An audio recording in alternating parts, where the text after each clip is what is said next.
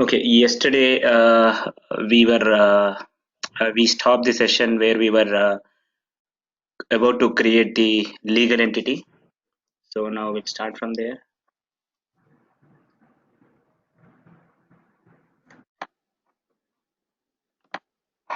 So this is as part of the defining of the ledger. Before we start with the ledger, we need to create the legal entity, and once the legal entity is done, then we need to proceed with the ledger, and then we can associate this legal entity to the ledger. Okay. So go back to our BR100. We need to use this navigation to create the legal entity. Okay, so let's get into the system. Setup, financials, accounting setup manager, accounting setups. It opens a Java page. Okay, go to the legal entities tab. There's a button called, if you want to query for the existing legal entities, you can put the name here and click on go. So in the current case, we want to create a new legal entity. So click on create legal entity button. Okay, so go back to our BR100. So if you remember, let me just open our structure.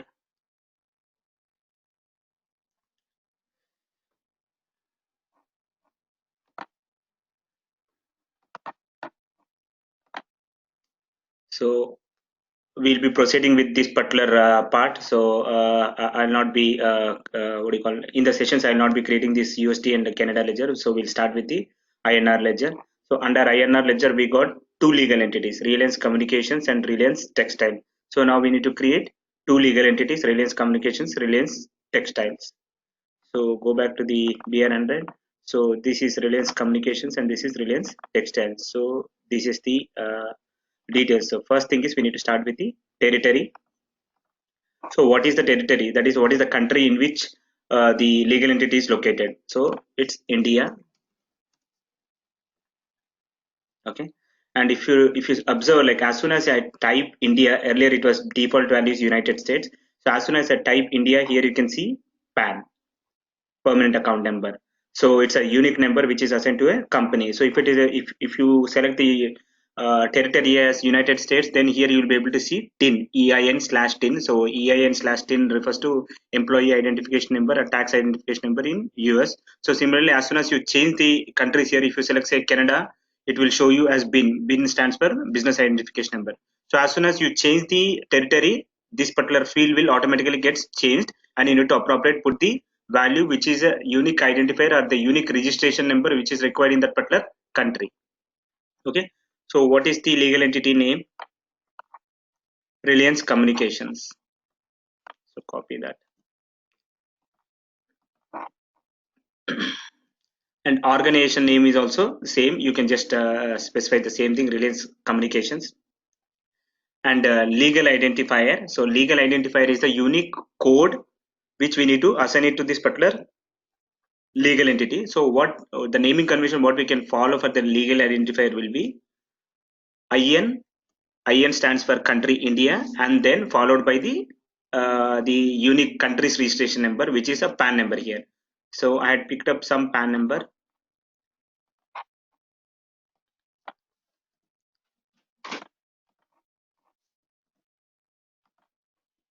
Okay, and there are some validations behind the scenes, like wherein, as you know, like in India, the permanent account number is a 10 digits alphanumeric number. So if you do not enter 10 digits, if you enter say 9 digits, and if you do not enter a alphanumeric, that is if you enter only say numbers or only the alphabets, then it will throw an error message saying that it's not a valid number.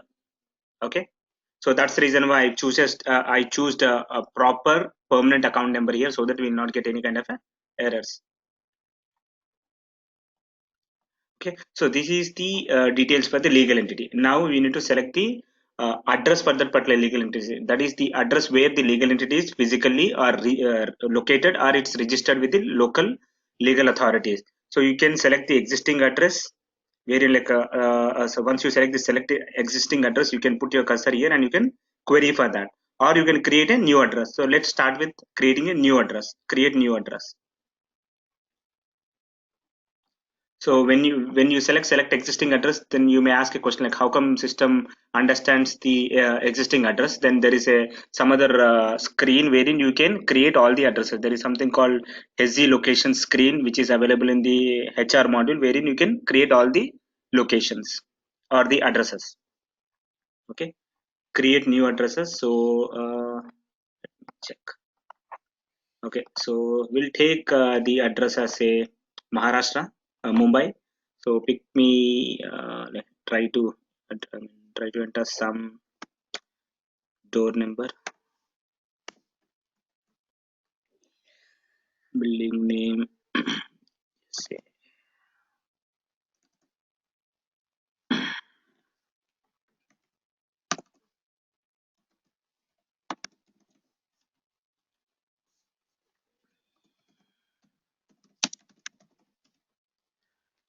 town or district, Mumbai, state, Maharashtra.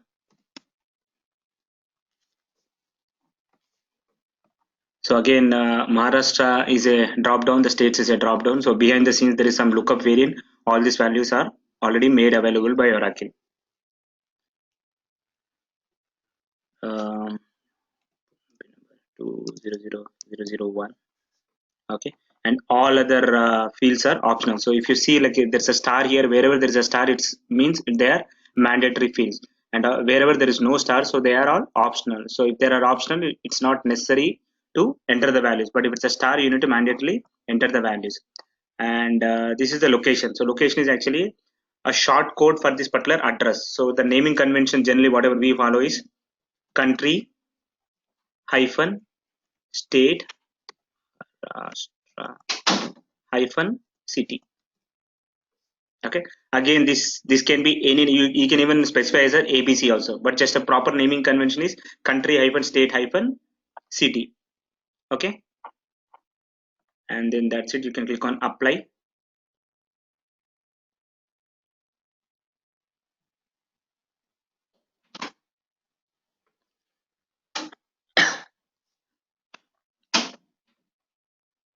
Okay, you can see a message, you have successfully created a new legal entity, Reliance Communication.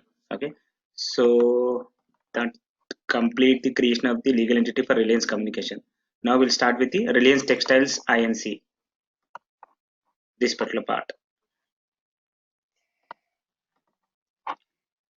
Reliance Textiles Inc.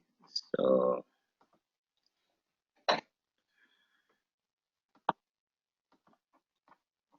create legal entity.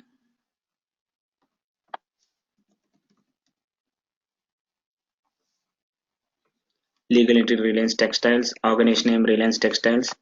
Legal identifier is again a proper naming convention. Country code followed by the permanent account number.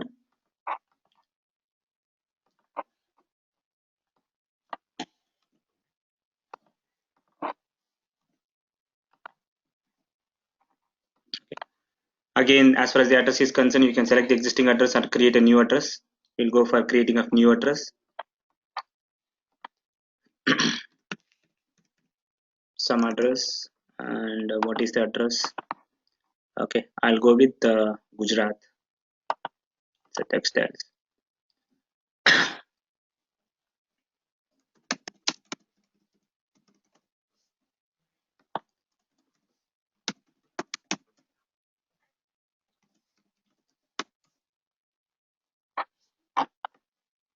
Okay, I don't know what is the number with which the pin code starts. Okay, just pick up something.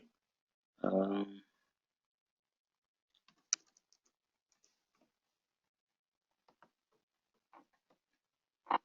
okay, and the location code, country followed by state followed by the city, and there are a lot of other details also, like the place of registration, inception date, that is the registration date of the company, the company's business activities, sub business activity, type of company, share capital, currency. These are all optional fields. This is only just general information. This is just useful only for kind of a somewhere if you want to build a kind of a custom reports, then this information can be used. Okay, any questions here?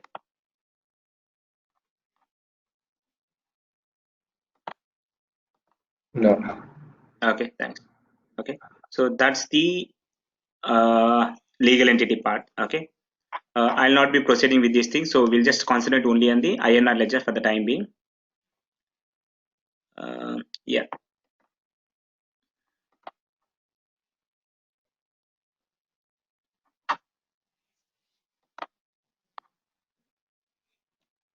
Okay, and now next proceed with the creating of the ledger. Okay, so now go back to this accounting setups, or you can again use the navigations, setup financials, accounting setup manager, accounting setups. That is, yeah, setup financials, accounting setup manager, accounting setups, which will again bring you to the same screen. Click on create accounting setup. Okay, as we have already done the legal entity part, click on next. Okay.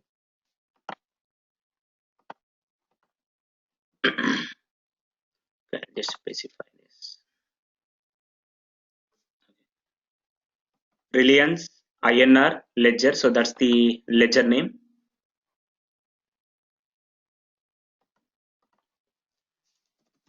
Reliance INR ledger, and ledger short name is again internal name, so generally the short name will be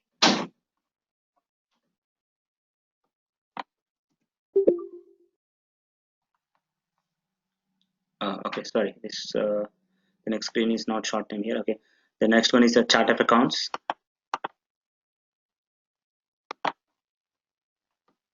So if you remember, this is the chart of accounts which we have created yesterday. So if you remember in my yesterday session, so what I said, ledger is a combination of four C's: chart of account, calendar, currency, and subledger accounting method or subledger accounting convention. So that is what now we are associating all these four C's to the ledger. Okay, accounting calendar. So yesterday the calendar, whatever we have created is Reliance calendar.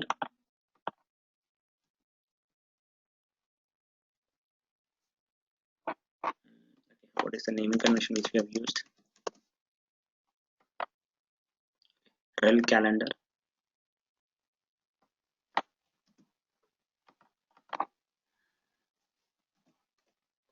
And functional currency is INR. So this is where you specify the functional currency of a ledger, functional currency or ledger currency, whatever you call. And then subledger accounting method. Subledger accounting method, as I said, like if you are not going with the any changes to the subledger accounting method provided by Oracle, then you can go for the standard accrual. That's the subledger accounting method provided by Oracle. Standard accrual. So here you can see the method is Oracle. Okay. Chart of account, calendar, currency, subledger accounting convention. So you need to properly review everything, because once you click on next, you will get a message. Carefully review your accounting structure before saving. Once saved, you will unable to change your primary ledger. To make changes, move back to the previous steps. And if you do not want to make any changes, just click on finish. Okay, you have just saved the accounting structure Reliance INR ledger. Before you can enter transactions and perform accounting, you must define the accounting options for the accounting setups. In order to define the accounting options, you need to click on. It says like you can define now or you can define later, but now we need to define now. So click on define accounting options. Okay, so now this is the other part. Like we have just created a kind of a skeleton, that is like just assigned only the four values, that is chart of account, calendar, currency, and the subledger accounting convention. But now you need to, in order to complete the total ledger setup, there are a lot of other things which you need to what you call complete here. Then only you'll be able to use that particular ledger for entering of the transactions. Go back to your BR100.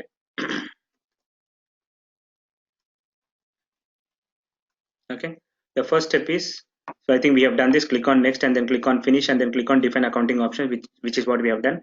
Click on add legal entities and add Reliance communications. Add legal entity. Add legal entity.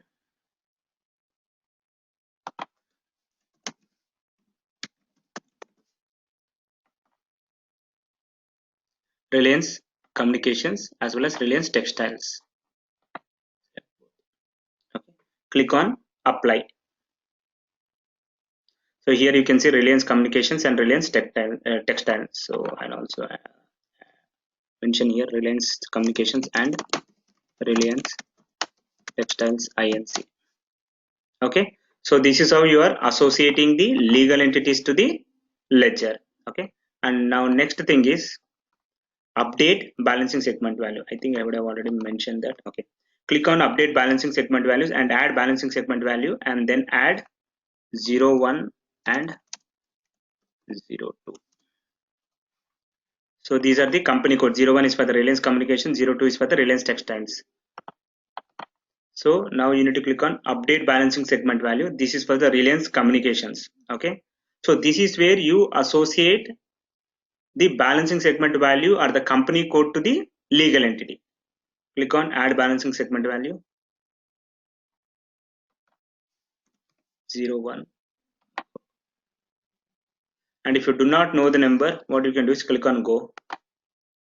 Okay, Reliance Communication, select. Okay, click on apply.